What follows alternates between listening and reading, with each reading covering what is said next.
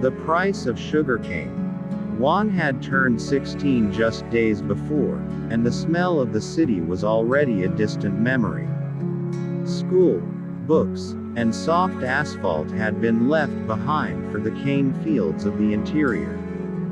This land, thick and overgrown, sat against the humid thickets of the Managua, where the air was heavy with molasses and the sharp, unnatural scent of newly cut pine from the logging boundary.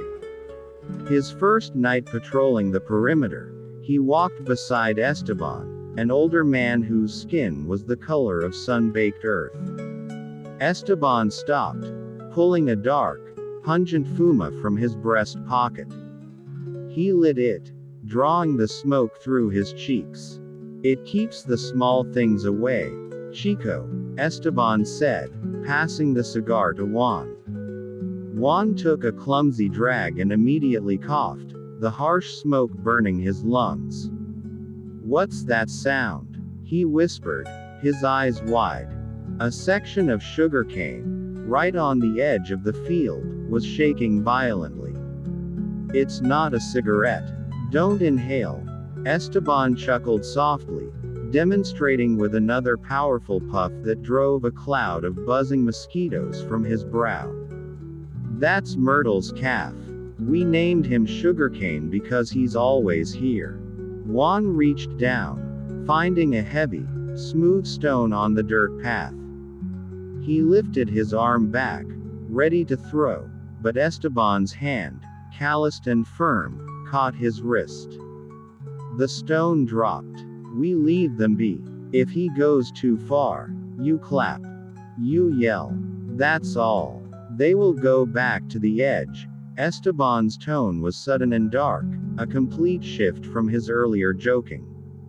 He paused, his face softening again. "Besides, when you patrol alone, you might need a friend. And elephants, Juan, they do not forget friends." He took a puff of the cigar, the scent of the smoke momentarily muting the chirping crickets. Then, the loud trumpet of Myrtle, the massive mother, cut through the night. A sugarcane stalk fell, and a triumphant, slightly off-key squeal came from the baby bull. Esteban nodded suggestively toward the retreating sound. Nor their enemies. Juan had only 2 more patrols with his mentor.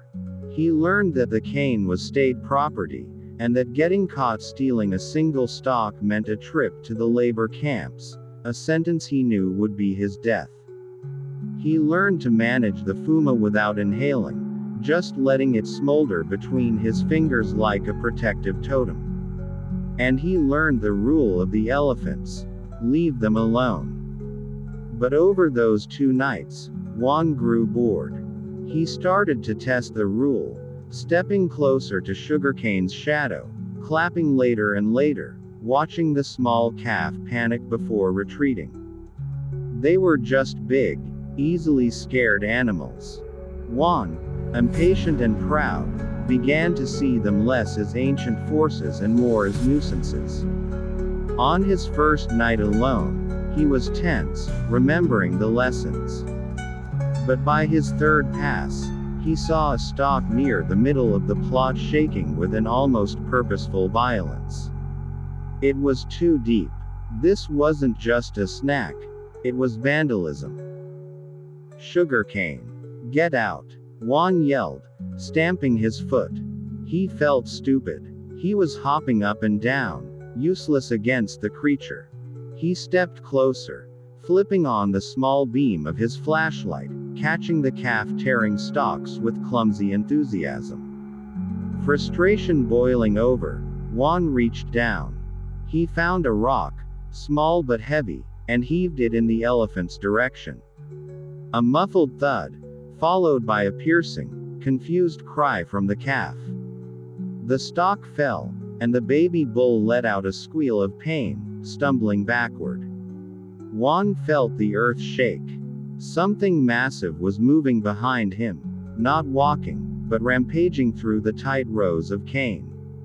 He turned just as a thick, gray column, a massive trunk, smashed into his body, sending him flying into the dark, newly logged scrubland. Juan landed hard, his body twisted. He felt himself being dragged, not by the trunk, but by something rough and stiff. His trapped, useless eyes traced the shadow of the calf, who waited by a downed pine log. The calf was swaying, distressed, its left eye bleeding profusely, turning a sickening mix of white and green. Sugarcane, in a blind rage, lifted the heavy log. Its vast shadow was the last thing Juan saw before the wood crashed down. Two triumphant trumpets, one deep and powerful, one high and raging, erupted that night as Myrtle and Sugarcane left their kill. The next morning, Esteban followed Juan's patrol path, worried. The first night alone was always the worst. Some boys ran, others got lost. He found the smashed radio first, its cracked plastic lying on the ground. A commotion ahead drew him into the logging crew's clearing.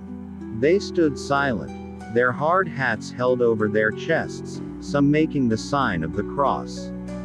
Esteban approached the body. The top of the young man's head was completely caved in. He scanned the scene, his gaze sweeping past the field and stopping. Poking their heads just past the dense cane edge were Myrtle and Sugarcane. The calf's left eye was healed over, missing a white, scarred orb. Esteban understood. Juan had made an enemy. Slowly, deliberately, Esteban drew his machete, not in anger, but in ritual. He leaned down, cutting a single, thick sugarcane stalk, then stood and offered it. Myrtle's trunk slowly extended, took the offering, and a quiet, grateful trumpet sounded. Sugarcane echoed the sound with a low rumbling. Esteban watched them turn and walk deeper into the cane, no longer hiding, free in the fields they roamed.